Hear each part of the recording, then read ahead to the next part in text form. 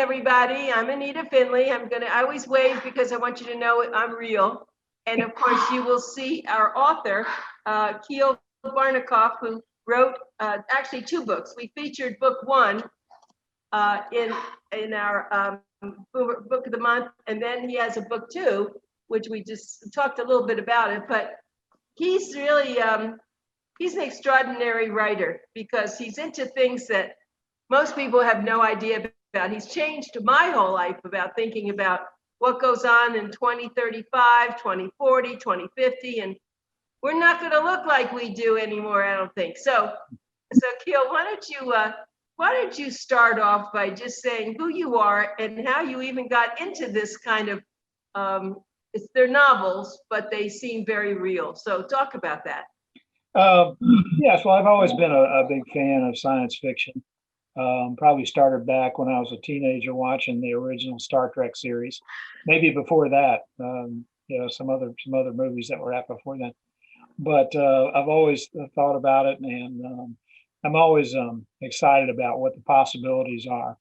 And if you look back of the accomplishments we've had, most recently, just this new vaccine for the virus, the COVID virus, to be developed in less than a year is really amazing to me. I mean, that's science fiction that's become reality.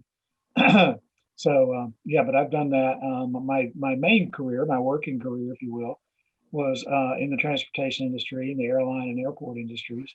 Spent about over 20 years with Delta Airlines in IT capacity, and then moved around a little bit and ended up in Orlando International Airport after a stint over at Tampa.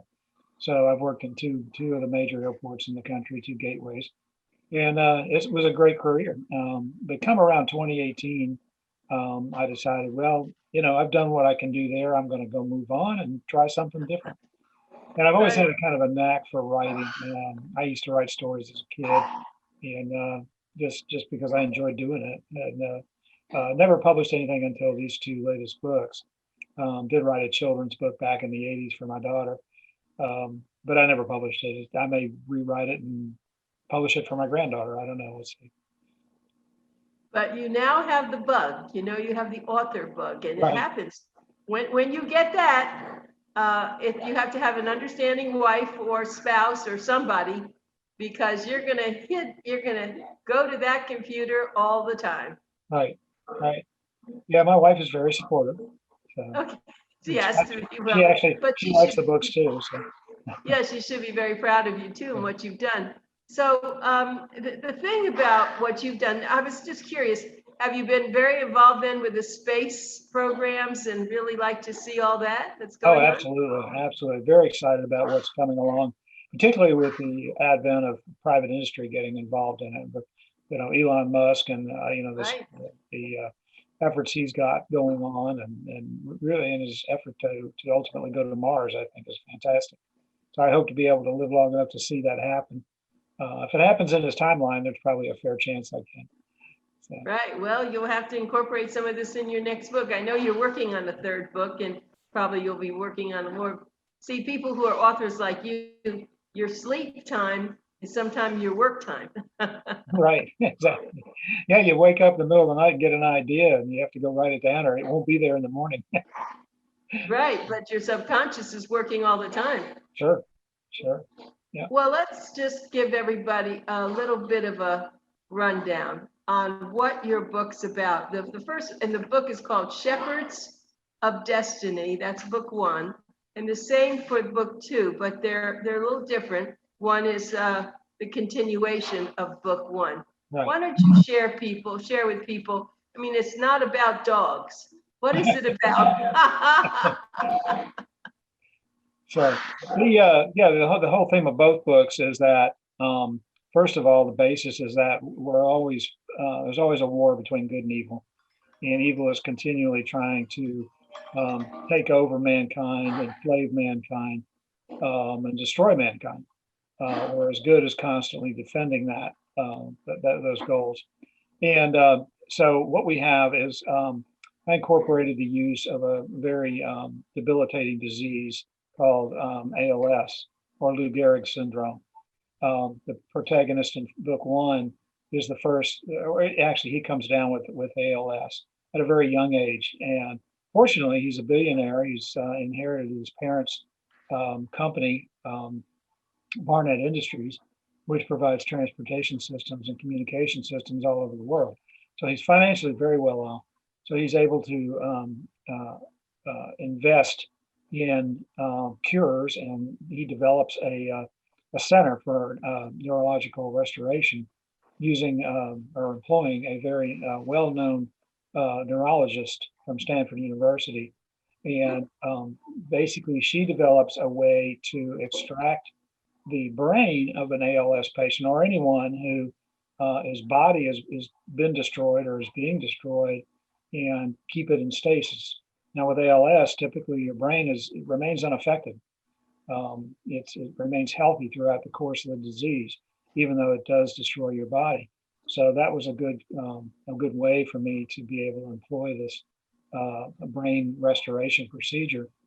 And in addition to that, Christian Barnett, who's the protagonist in book one, his wife is a project manager for DARPA, which is the Defense Authorization Industry government agency, rather, that works with primarily the military on new and projects. And she is developing, or had developed, a cyborg, a synthetic body that will resemble, or not only resemble, but identically resemble a human body, the host human body, so that Christian was actually moved from, his brain was removed, put in stasis, and actually placed in, his mind was downloaded to one of the early cyborgs. And basically that restored all his functionality. He was essentially a vegetable when they took his brain. And when they downloaded it, that gave him a whole new body. And not only that, but a body potentially with superhuman capabilities. So there's that. And then the other piece of this is that as part of the good and evil, there are, entities, I guess is the best way to put it, energies that will serve to prevent evil from accomplishing their goals. So this character in book one and book two is known as the Guardian. And what he does is he guides the spirit, if you will, or the personality of the person who is downloaded to a cyborg. And he takes those personalities to any point in time, any point in history, and is able to affect corrective actions when the timelines get off course. In book one, I used the Civil War, and I used the World War II with Churchill, where timelines got basically out of sync, and the Guardian, along with the spirits of the cyborgs involved, went back and corrected those timelines. And so what we have today is a result of what they did. If they hadn't done that, things would have been very, very different today. So that's pretty much where book one is. And the other part of it in book one is that they were able to go into the future and basically see what evil was planning. And once they knew that, they could go back to their current time and begun planning for how to derail the evil plans that would enslave mankind. That piece is very interesting to me right now. I'm really thinking about what to do in book three because of all this from the election with the voting machines and all this craziness going on right now, and how that may play into what book three will do, because it does fit. Anyway, it's exciting. Now in book two, we move into the third cyborg, which was Commander Eric Richards. And Eric is the captain of a Mars spaceship. And in book one, actually, this happens where he is returning from Mars in the spaceship. The spaceship is lined up to move into space dock and gets hit with space debris. And it knocks out the passenger compartment, causing a hull breach, which kills 4 people in that passenger compartment. And Eric, while he's trying to rescue these people, he gets severely injured because of the difference in pressurizations between the pressurized part of the ship and the now non-pressurized. So he has to recover from that. He's his initial conventional, if you will, prognosis is that he'll be paralyzed for the rest of his life. Well, that's where a new synthetic body, a cyborg option becomes for him, and he's able to actually successfully be transferred into a cyborg body. And from there, he goes on. He has a little romance out there. He goes and meets the sister of one of the passengers in his spaceship and falls in love with her, and they have a very nice relationship going forward. And other surprises are in there, like how did we develop the cyborg so quickly? Because it was, basically only 20 years in the future, and this fantastic technology is there. And that secret is revealed in there. And you mentioned going to space. Well, Eric is assigned to a special project to develop Earth's starship, which is based on the crashed Roswell UFO that crashed, and the government's denied for, at that point, almost 100 years, and it was actually true. So we're using that as a basis. And there was some interesting research I did on that, and that there actually is a patent that is held, I believe, by the U.S. Navy on how to develop what could be the beginnings of a starship. So, and is that they actually patented the design of it. And if you think back, on the Roswell thing, if you think back on our ability to develop stealth aircraft back as early as the 1970s, 80s, and 90s, we were decades ahead of anybody else in the world at that point. Now the Chinese have caught up to us, the Russians obviously have caught up to us, but the stealth technology, we were way out in front. Now, how did we do that? And they couldn't, and it all goes back to the possibilities of Roswell and the secret base out there where Area 51 is, all the secrecy that surrounds that, which I incorporate into the book as well. So it's quite interesting. It's quite interesting. Book 3 will continue it. There'll be an additional first female cyborg or synthetic in book 3, and that's kind of where I am. I'm just pretty much beginning that right now. And all of the election nonsense and what happened with the voting machines kind of threw me a little bit. And there's other things going on out there too. The way that possibly one of the things that Bill Gates, for example, is doing right now is investing heavily in a specialized needle for vaccine injection. But the needle will also inject material that will allow anyone with a smartphone to track exactly what you're doing 24/7. So, that's kind of along the same lines of what I'm trying to do, or trying to portray in my books with the cellular technology, being able to use to change a person's perspective and view and mind on what they're seeing, and what they're doing. So all of these things are still going back to the central theme of evil's trying to get us, and we have to stop. Well, that was great. You really are into this, and I had so many questions while you were talking, and I didn't want to interrupt you. I am curious about something. I've always been very interested in all these things. Do you remember Art Bell? I know the name. Yeah. Art Bell was on radio for years, and people thought he was crazy, but he was into all this space, and people would call him, and people like at the Roswell, I saw this, I did this, and he was quite famous for this. In fact, the government really went after him too, I think. So yeah, he's off, I guess he either died or he's off the air or something, but Art Bell was someone I used to listen to, because I had an early morning radio show. I had to leave my house at 4, and I got to my radio show at 5, and I listened to that show while I was going to the radio show. That's great.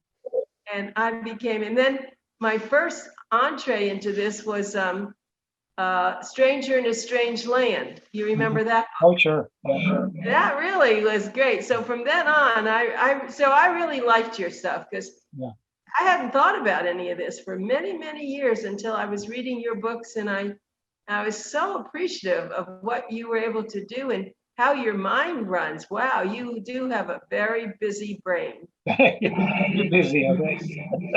No, I know that, but you also are a great researcher because you could not have possibly put all those things into that book without doing a lot of research. Yeah, it was quite a bit of research, and I'm still doing the research on it. So, and I enjoy it. I think that's why I'm fairly good at the research. I do enjoy doing it. You know, I was thinking, you said you did a child's book. I can see a child's book coming as a cyborg. I really do. I Mhm. think kids love that. I think you'd make cyborg. Are there cyborg toys now, you think? Something that's fairly close to it, I think. If you look at some of the, I've only done this casually from looking at things for my grandkids, but there are some of the things, the dolls, the robot dogs that they have, robot puppies, um, robot Right. kittens, those kinds of things are coming around. And you just gave me an idea because in book one, Christian and his wife had a little girl artificially inseminated because Christian could no longer, in his ALS impaired state, be able Uh-huh. to conceive. So they took sperm from before he got too far along and had a daughter. Well, that you just gave me an idea. Maybe I'll do something with her daughter. All right, the dog. Oh, that's good. Oh, I'm glad. I just want everybody to know. I know I've been so enthralled with him, and I always try to remember. This is Shepherds of Destiny by Kiel Barnekov, and I just want to show you the book. And if you like anything in this genre, you will want to get his books. There's two of them right now. You can go on Amazon and get it. It's Kiel, so his first name, Barnekov, Barnekov, and it's called Shepherds of Destiny, Book One, and then there's a book two. Once you start reading it, you won't put it down until it's all gone. And the other part about what you did was with The Guardian. That was a different kind of a thing to be able to move back into history. Are you a history buff? Oh, very much. Uh, Yeah, I had a professor in college that wanted me to major in history and become a uh, professor. At the time, I wish I'd have listened to him now. At the time, I had other ambitions, so I didn't. well, there's a lot of history. Yeah, you did bring that, you brought that into the book so well, but the cyborg situation. So I guess I'm going to ask you a question about pets. Do you think we'll ever have cyborg pets? Oh, Because sure. Yeah, definitely. I don't know. And yes, I think that we probably will. Once we get closer to being what Ray Kurzweil called, I'm trying to remember the term now that he called it, but it's essentially when computers equal the mind of a human. And he's projecting that'll be around 2040. At least the last time I read him, he was projecting that at around 2040. well, When I won't be around it's 2040, but it's the we all tourist. love our pets and we feel so badly when they lose their something and we have to put them to sleep. So, oh, I wish it were sooner. Oh, I know. Yeah, exactly. So, Well, so for you, you're really writing about things you probably won't be here to see. in some cases, yeah, you're probably right. You get up around 2040, and then the chances of me being here by then, or at least unless something another miracle happens in the medical world. Right. Now that's the next thing. That's right. Do you have an understudy or somebody who is doing things with you like this? Not really. No, I do it pretty much as on my own. And Well, maybe one of your grandchildren or something will take an interest in this. yeah, that would be great. I hope they do. So, the older ones are reading the books. I've got one that's I guess he's 19, and one that's will turn 18 in March. So they're at the age where they can read them now. And Have they read your books? the older one, I believe, has read book one. I'm not sure how far after that he's gone. Hard to keep Right. tabs on them. They're out in Seattle. Of course, we're here in Florida, so I only get to see them about once a year. So. And I have another question. Have you ever had these put on tape, like books on tape that, for the blind, that somebody could listen to this? Not yet, but that's something that I'm going to be exploring and seeing how we do that. I think so. Because a lot of people, over the age of 65 and 70 and who can't see so well, maybe would love to hear it. And you could read it yourself. You don't have to get an actor. Sometimes they have actors, but Mhm. you have a great voice and it's your book, and you might want to look into that because Yeah. Mhm. Yeah, that would be interesting to do that. I'd like to do that. I know giving you a lot of. I listen to a lot of Audible books myself. I've Oh, got you an do. Amazon Audible. I've got an account, and I probably have Uh-huh. a couple hundred books that I've listened to from there over the last several years. When I used to commute, I used to listen to them every day. So, Right. and, Right. Yeah, we lived in Texas, and Texas has many miles to get from one place to another, as you know. And mhm. we listened to books on tape when they first came out in 1975. And it was great. We read a lot of books. In fact, my son, a lot of young kids, 16, 17, they didn't like reading, but he would be with us when we were driving. So when he entered college, they wanted to know what books he read, and he put down 10 or 20 because, he heard all of them. So I guess that's okay. Just getting back to this, I want everyone to know again, it's called Shepherds of Destiny, and it's book 1, book 2. Name's Kiel Barnekov, Kiel Barnekov, Barnekov. I think I asked this of you before, but where's that name? What's the ancestry of your name? We trace our family all the way back to Charles Martel, who was the father of Charlemagne. And my branch of the family is basically has come out of Sweden. My ancestor that came over to the United States did so in 1840. He was a professor, a musician, and a professor of music, and did several other things. But our branch in the United States all descended from him. And I guess we're still here. We don't have any real heirs any male heirs to go forward from this point on. Well, you can do a cyborg. Yeah, there you go. Where does the word cyborg come from? I didn't look that up. I meant to before I spoke to you. I'm not sure what the origins of the word are. I do know that it was used extensively in Star Trek: The Next Generation with the race called the Borg. They just shortened it. They took the psi off and made it Borg. And they were a race they're probably the most prominent examples of cyborg that are out there, which is a combination basically of human and machine. And usually, a lot of times, it's human or it's machine controlled by a human mind, which is what I did with my books. And that's where I got the idea of cyborg, because they were referred to as cyborgs. Yeah, I see. Well, and then the title. Did you work hard on figuring that out? Shepherds of Destiny. Where did that come from? That's funny. I was sitting. My wife and I were sitting on the beach one day, and and we were trying to figure out what titles were, and we kept doing it. And finally, I think I was the one that came up with it. And I said, "What about Shepherds of Destiny?" She thought about it a minute and goes, "Man, that's really great." No, okay, we'll go with it. That's how we got there. Right. That's usually what happens. I did some internet searches on the title. Didn't find much else. Yeah, I was going to say that you had to first search the internet. Yeah. So do you actually have I don't think I got on your website. Is your website up? Yeah. It's just kielbarnekov.com. One word, kielbarnekov. I guess I did when I first did this. Yeah, I don't see it I see it on the back, kielbarnekov.com. Exactly.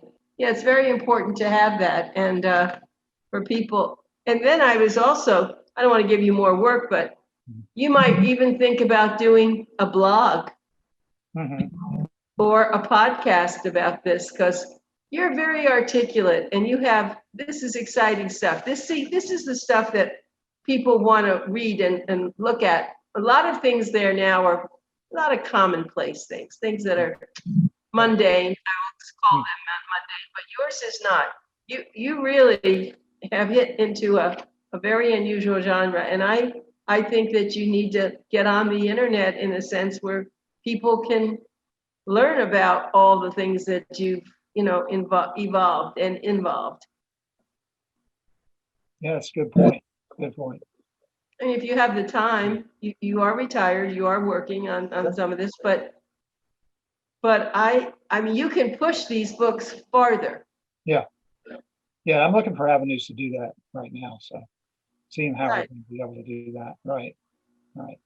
Right. I think if you just get on the internet and look up, the podcasts, the blogs, I mean, it sounds like you'd be a perfect person for this. Not everybody would be, but you have that kind of, you're curious and you're into things that people don't know about. I think that's what intelligent people want to hear about, new things. It's like Elon Musk, you brought that up. I mean, I can imagine what he did as a kid and what he read. It didn't happen overnight. He's got a brilliant mind, but he pursued it. When he first came out with his car, it was amazing how many people were willing to pay $100,000 for this new kind of car, but he knew it and he stuck with it, and people thought he was crazy, some of them, but Mhm.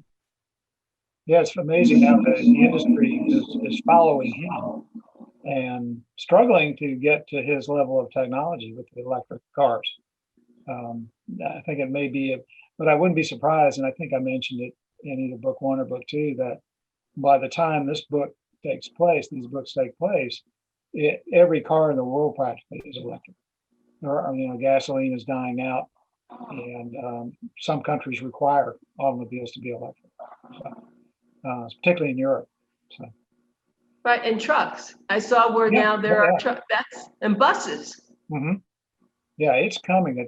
It's really the only constraints that they have right now are the battery technologies, and they're Oh, is that coming right? around. I mean, they're getting better and better all the time. I suspect by the end of this decade that most people will be buying electric and electric cars. One of the things I read just the other day is there's a new battery coming out that'll lower the price of the electric car to be compatible with the gasoline powered cars.